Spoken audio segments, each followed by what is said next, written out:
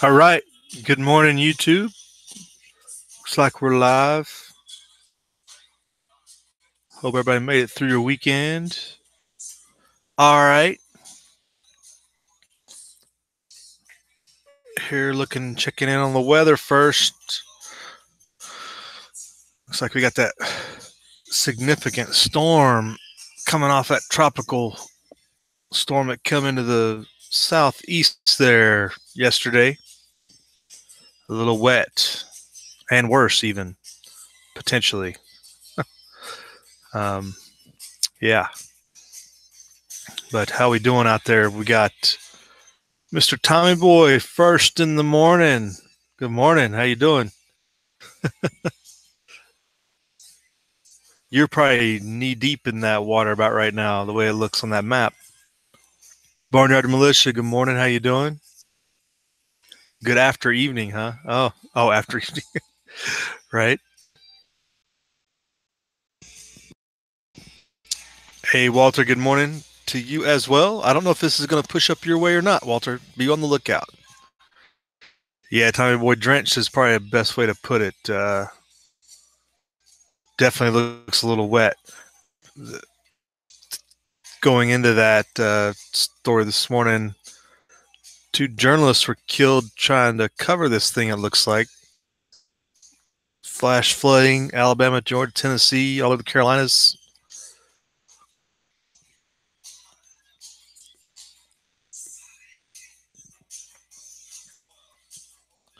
Looking for more rain. You always got to have your head on a swivel, even if it's not a hurricane. That's probably what did it. Everybody's like, it's not a hurricane. It can't be too terribly bad.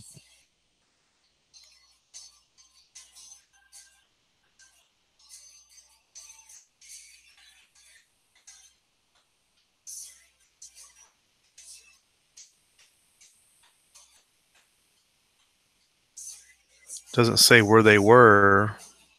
It's just they were down on the Gulf Coast.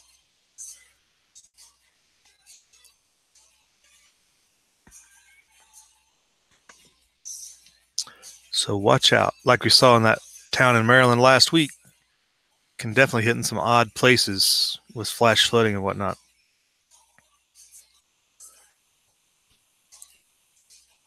20,000 people were evacuated from Cuba over this. Did not know that.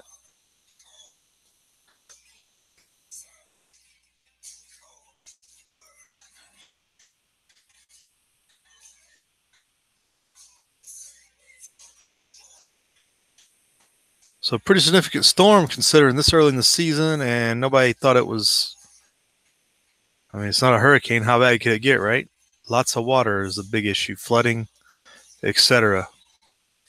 So even without the winds and everything else.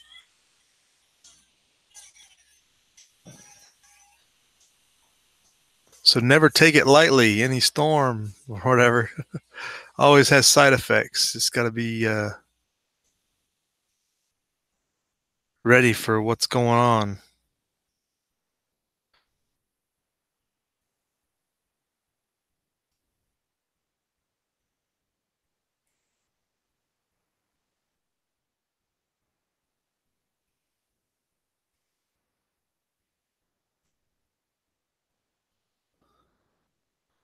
Yes, things usually do happen. Nature has a way of having unusual things happen when we least expect it as well, right, Tommy Boneyard?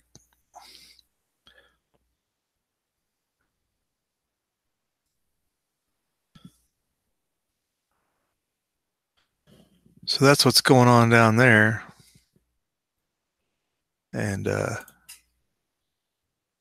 we're nice and clear out here. They're saying we're supposed to get some more rain this week, though. Weather moving in, keeping me from taking my Jeep top off. It's that significant, I guess. I keep my eye out, lookout, see what they're calling for. But good spring rain for everybody, it looks like. Except as we talked about, this part of this Arizona, New Mexico, southern Utah, and Colorado, I guess, are still lacking in rain that they need very badly. They're getting shut out of all this wetness most people are getting.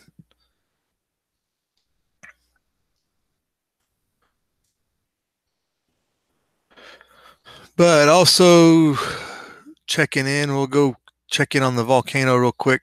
There was that threatening at the end of last week that it would hit this geothermal plant that's nearby, which obviously is working off of the volcano and been producing electricity based upon the heat and everything. And I guess it stalled.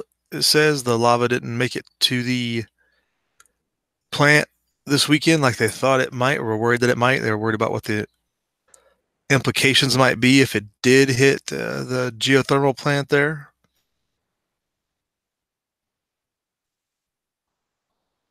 So it's going to play.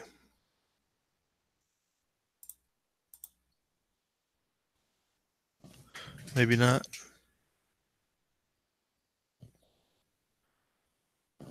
Maybe not. But so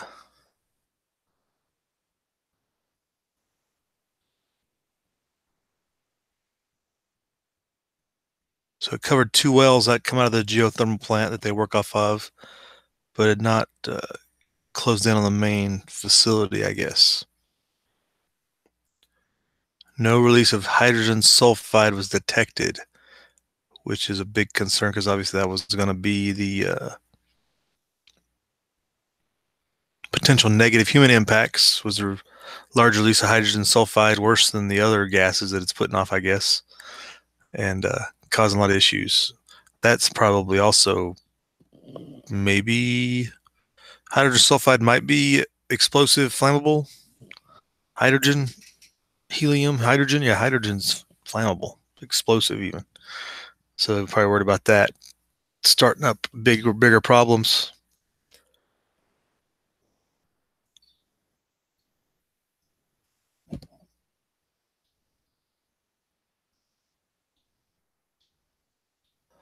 All the production wells nearest to the lava flow are plugged and shut in.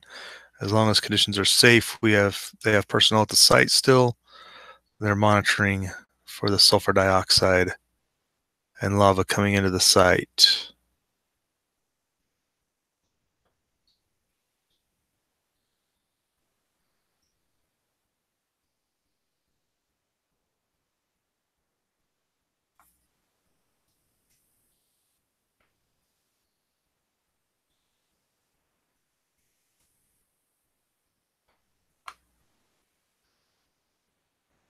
And this last report was as of yesterday afternoon, updated. It's the most recent one I saw.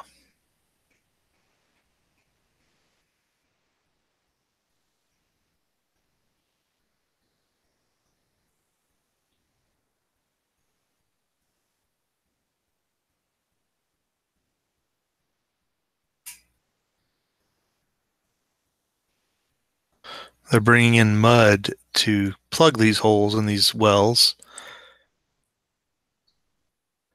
Pacific Air Cargo is flying in 200,000 pounds of mud-like substance from Los Angeles to help do this. Yeah, they're pretty serious about that. It's pretty. That's a pretty big effort. 200,000 pounds of mud that apparently they can't get in Hawaii because it's a volcanic rock mostly around. So this clay-like mud they're bringing in, it looks like, to plug these wells.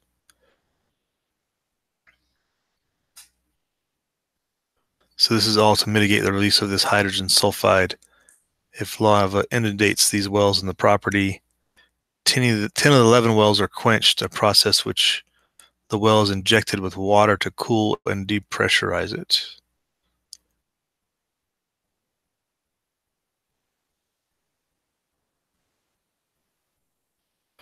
That place is going to have a big bill,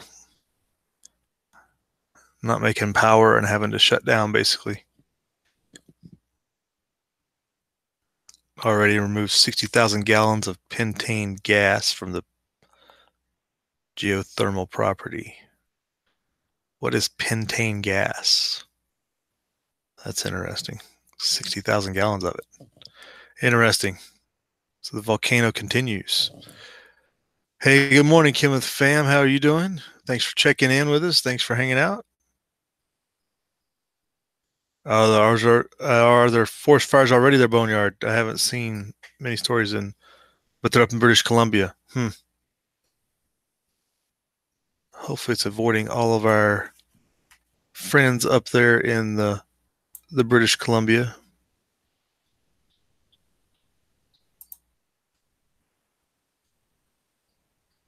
But we'll see what fire season's like around here. It's still wet, but the thing is, so much things grow out of control. They dry out here soon enough, if not right now. But delaying it does help because we would expect rain on the back end to start up and help the cooler weather of fall to help prevent forest fires. So closing that window of opportunity is important too, if you know what I mean.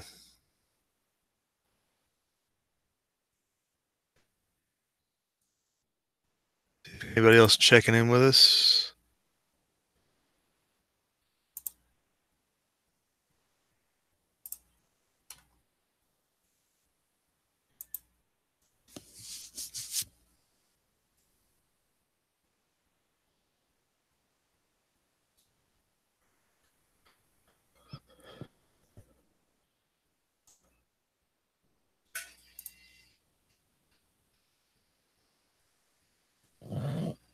Hey Barry, what's going on? How far are you from British Columbia, Barry? You could always be downwind depending on how the wind angles, right? If there is fire up amongst there and our northern neighbors.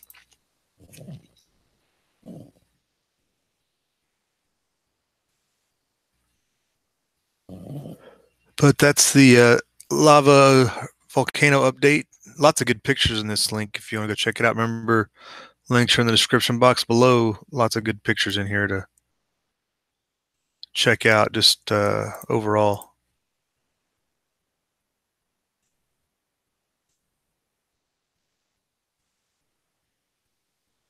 Interesting stuff. All right, so what's next? The whole world's falling apart apparently, and apparently the U.S. is the only ones that can save it. I don't know how to make a different perspective, but that's the headline. It actually says on the tagline over here on the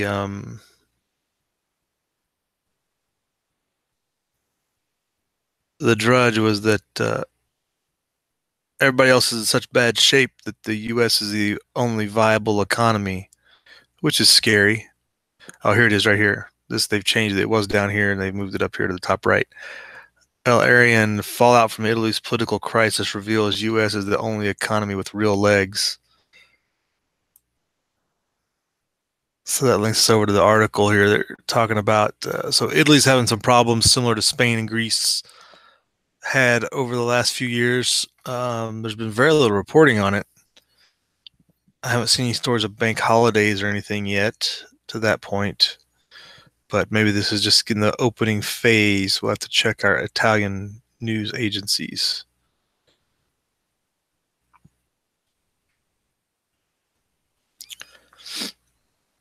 So apparently we're the saviors of the world economy somehow when we are close to peaking out if we're not on the downward turn already.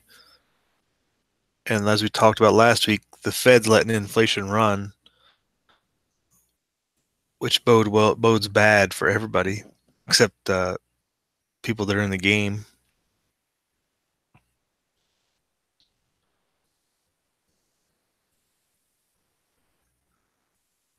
He's quoted here, the mistake people made is to confuse a coincidence of a pickup in growth around the world with something that had legs. That's vague and inconclusive and doesn't provide anything real information.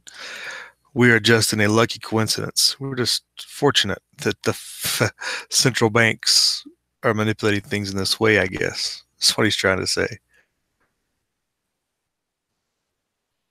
People are now realizing that the only economy with real legs to it was the U.S. economy. So much for China, India. Nobody else can hack it. This is what he's saying. This is, I don't know if you call this virtue signaling, propaganda, um, bowing down to your masters. This is definitely scary stuff if you think that if this is the way we're going to go.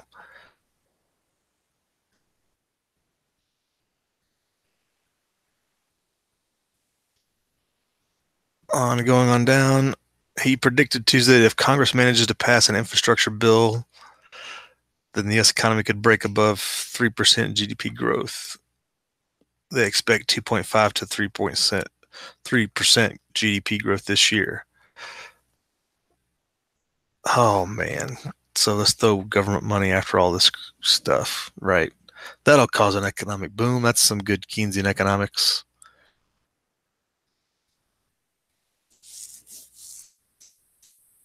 Meanwhile, the Commerce Department reported slower first quarter growth on the GDP at 2.3%.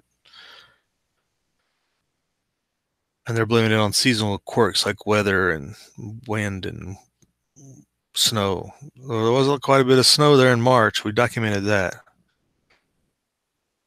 And we had the wettest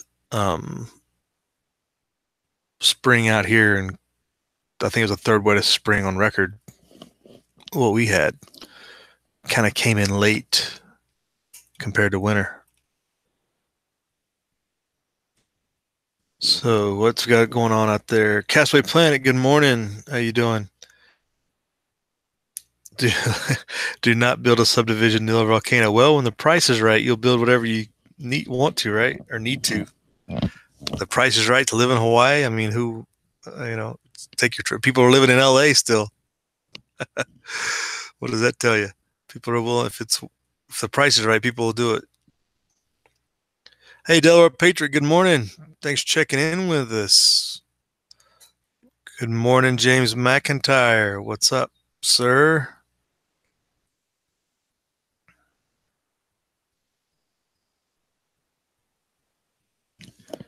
So tying in with this,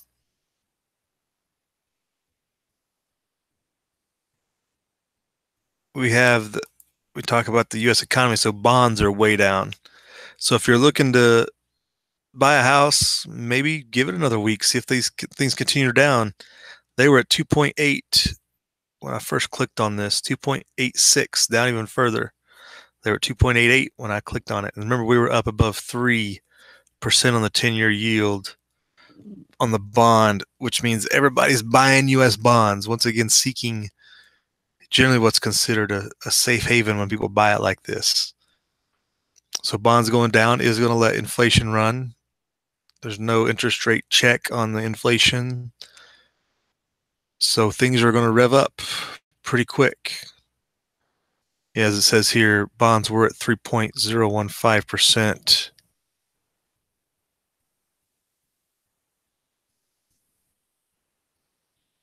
Oh, that's 30 years at 3.015.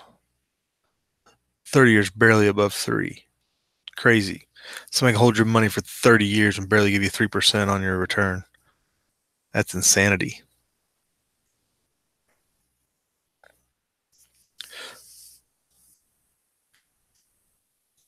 On down in this article, Federal Reserve Speaker, St. Louis Fed President, because there's certain Federal Reserve banks all have a president, and what I guess you would call a power sharing agreement.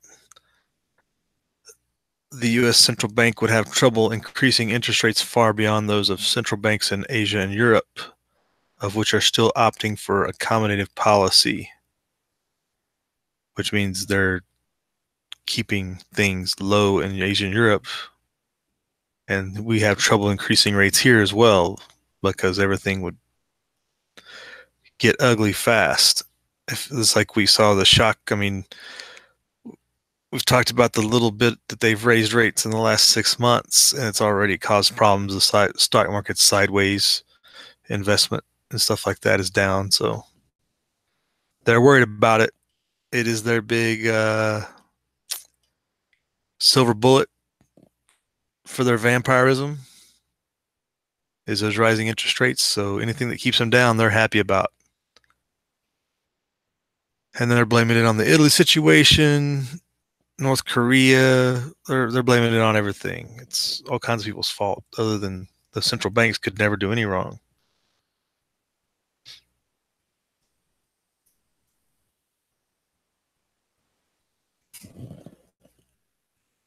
So definitely something to follow. And if you're looking at buying a home or something with the interest rate, they're considerably lower than they were, just a week ago. So be happy. But that we'll watch the inflation into that, see how that shakes out going forward.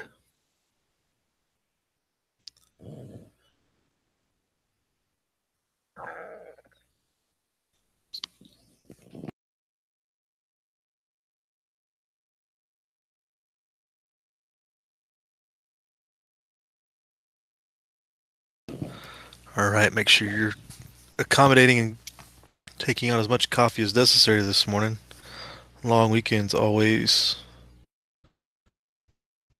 inhibit the morning routine.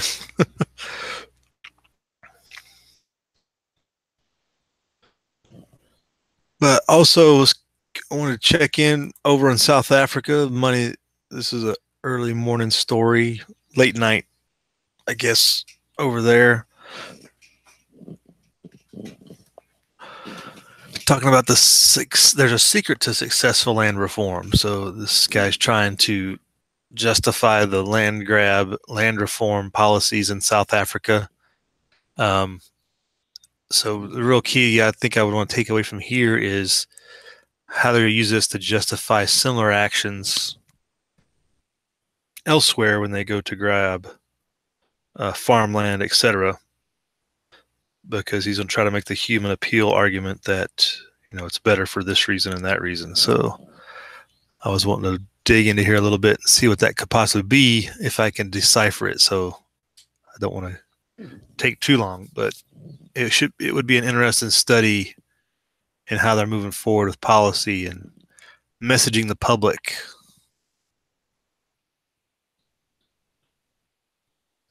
So they're going to call it a balance between the rural and urban, I guess. There's 122 million hectares of South Africa, and but agriculture is roughly about 82 million hectares of land overall. So the majority of it is agricultural.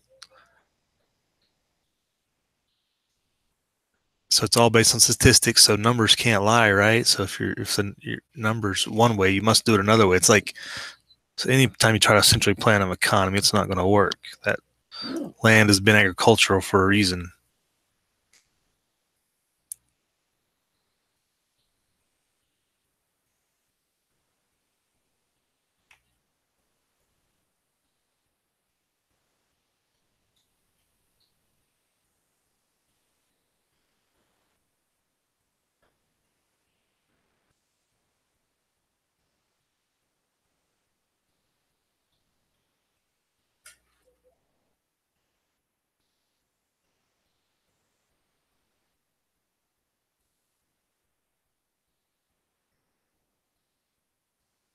So it's all about increasing the transfer. Okay, so it's not about agricultural land in general, but they're looking at what's the rate at which others can purchase as being transferred to black people with the title deeds is one that we find somewhat unsatisfactory. So they just want to increase the rate of land transfer between white farmers to black farmers.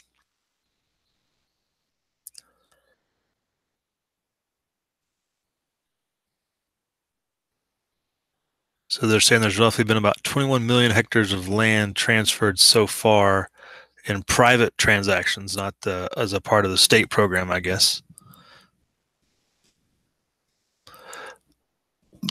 here's the kicker, but the overall agricultural research is somewhat on the state when we add the private purchases as well as on that, but the state only is about 16%. So yeah, just pushing for more state involvement in moving land between ownership of people is what they're pushing here. It's not fast enough, yada yada. We talked about last week how there's a push to nationalize all the land or a good portion of it, regardless of the color of the owners. So all that 21% that they've talked about is transferred to black farmers already could end up being in state's hands anyway, because it's all about state control. So something interesting to see how they're moving forward there as they complete the communist land grab. What else we got going on in the side chat? Throws a wrench in the petro yawn. There's a good one, Walter. Yeah, that's the kicker, right? Between interest rates and other investments, keeping keeping things away from that petro yawn is a key thing of the central banks right now. At least I should say the U.S. central bank is to keep everybody out of that and over here, because they don't want to undermine their gravy train. So it's definitely an economic war, I guess you would say, in that case. That let's check in on the oil price this morning just to see how that's running. We're back down below 67. So we've lost several dollars off the oil price since we had that run up. Even with some of the issues, they keep trying to blame things on like Iran and stuff.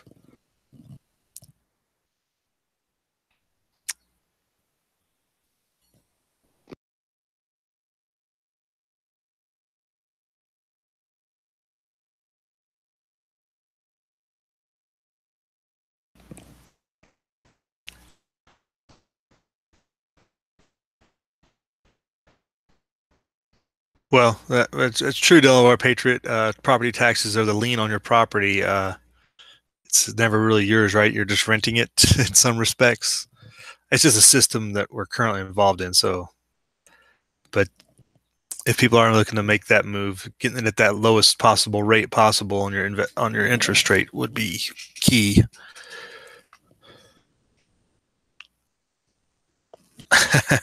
Yeah, that's a good idea too, J Mac. Does that mean you're stuck? Otherwise, are you in that stuck position that you were talking about? Yeah, make sure you buy in the state you want to die in. Otherwise, you're stuck paying for 30 years unless there's some fool willing to come around and pay you back for your time and effort. What's crazy is in California, people are willing to pay as much as prices have went up. There's always some idiot behind you willing to pay that 20, 30, 40%, 50, 100% higher rate than what you paid on your home, which is good if you're trying to get out.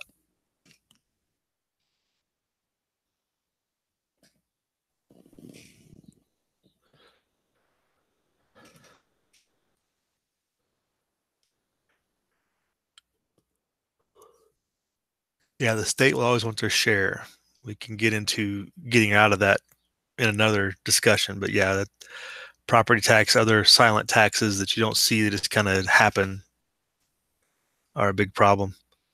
Hey, have a good day, Delaware Patriot. It's already midday working day for you, so move on, move out.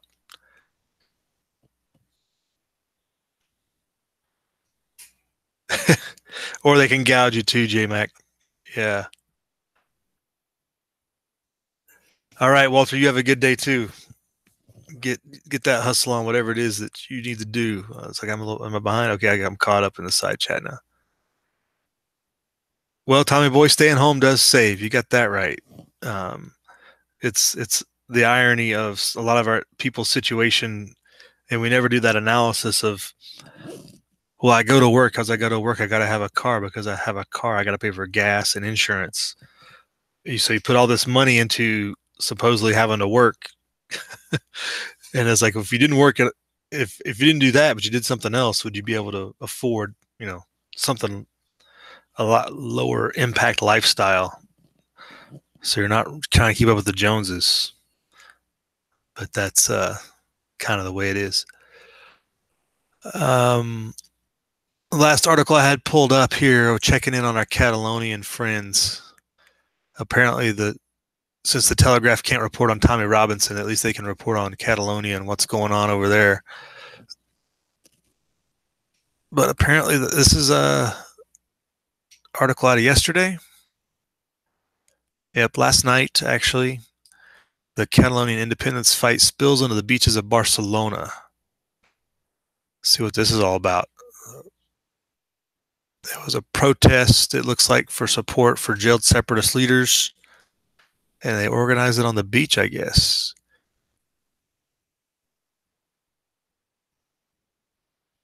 In the past weeks, groups of protesters and locals have clashed on several Catalan beaches with insults and fists. Fists flying over the presence of pro-independence symbols. So just flying the Catalonian flag, I guess, probably gets people in trouble.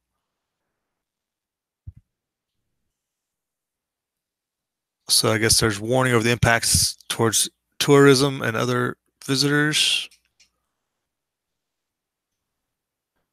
And that's my cutoff for the Telegraph they have. Okay.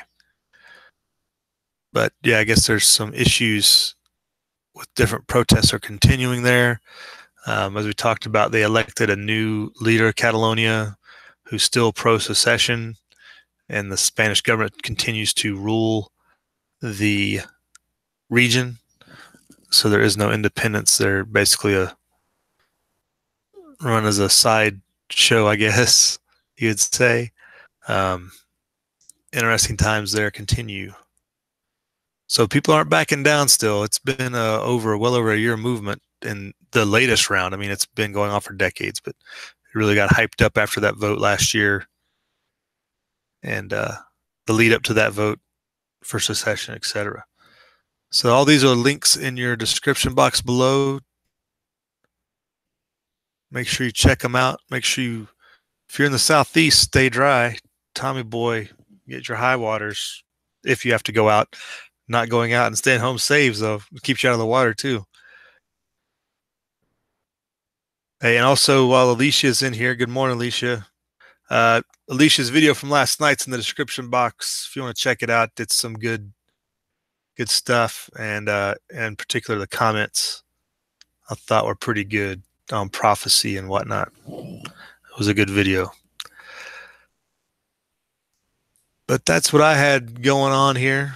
Anybody else got anything out in their area other than that storm that's over top of you, Tommy boy?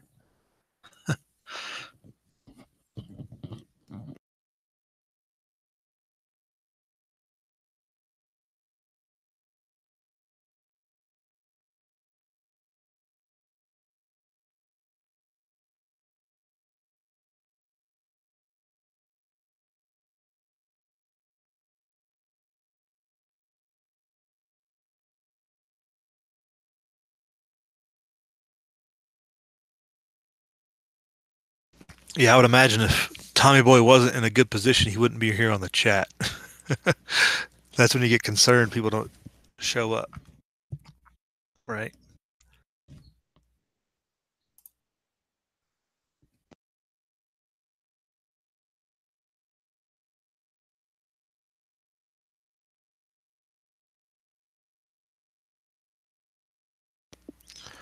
All right, seeing no other ideas.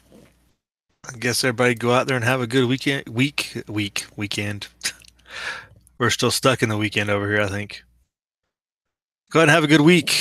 Enjoy your day doing that voodoo that you do so well.